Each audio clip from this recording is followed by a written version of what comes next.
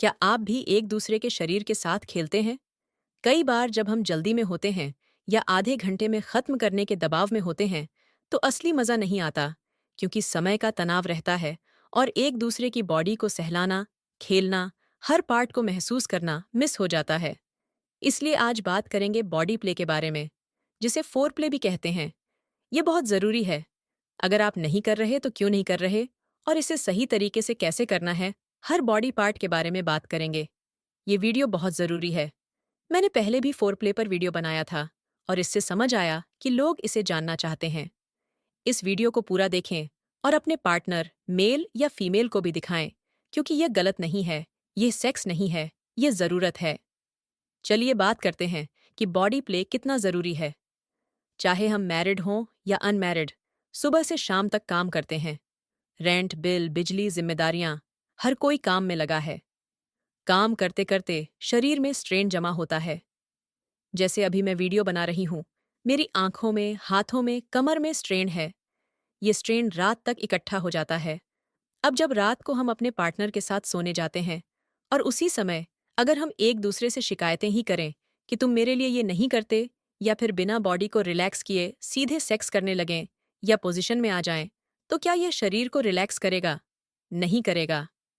इस समय जो हार्मोन निकलेंगे, वे अगर 500 निकलने चाहिए तो सिर्फ 50 ही निकलेंगे।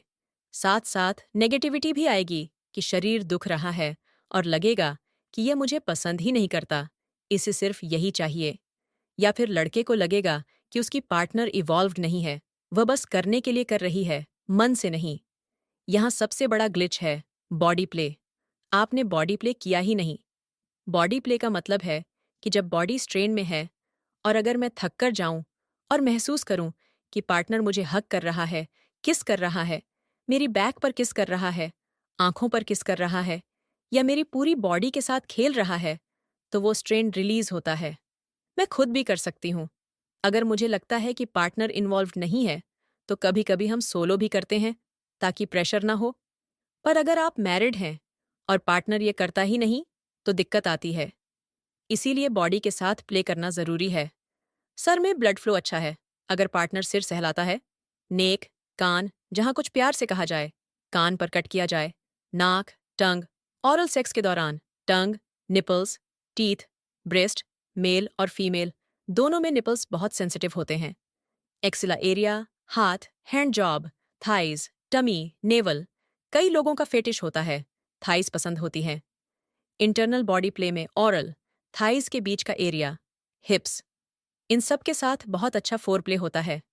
पैरों तक में, टोज तक, नेल्स तक, बॉडी की स्मेल तक पार्टनर को रिलैक्स करती है और फेटिश या पसंद में आती है। जब हम इसे एक्सप्लोर ही नहीं करते, तो लगता है बस करना है और खत्म करना है। इससे यह सब बेजान सा हो जाता है। अगर आप फोर प्ले शामिल नहीं करते, तो शरीर से निकलने वाला ऑक्सीटोसिन, हैप्पी हार्मोन, टेस्टोस्टेरॉन, ये धीरे धीरे कम बनने लगते हैं और आपको पसंद नहीं आता। पहले 50 बनता था, फिर आपने जल्दी किया तो 40 हो गया, फिर 30, और धीरे धीरे टाइम भी कम होता जाएगा।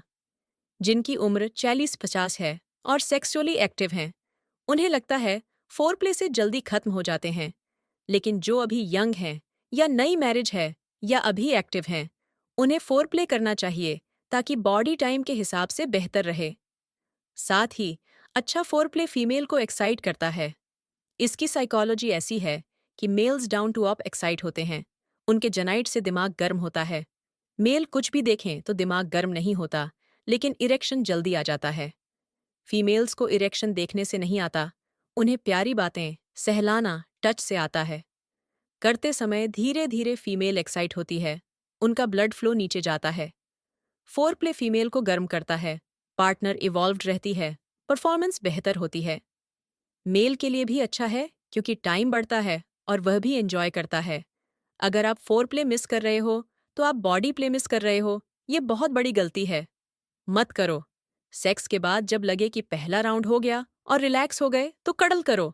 मैं नहीं बोल रही मालिश करने लग जाओ, लेकिन कडल मतलब सूथिंग, किसिंग, टचिंग, साथ में लेटना, एक दूसरे को रब करना, कुछ रिलैक्स। आउट प्ले भी जरूर शामिल करें अगर आप इंटरकोर्स को रुक रुक कर करना चाहते हैं। जिनका टाइम कम है, वे बीच में रुककर फिर फोरप्ले कर सकते हैं, फिर थोड़ी देर रुककर फिर फोरप्ले। इससे टाइम बढ़ता है, सेंसेशन बढ़ती है, परफॉर्मेंस अच्छी होती है और बॉडी फील करती है। अगर आप बॉडी प्ले नहीं करते, तो आप बहुत ज़रूरी चीज़ मिस कर रहे हो।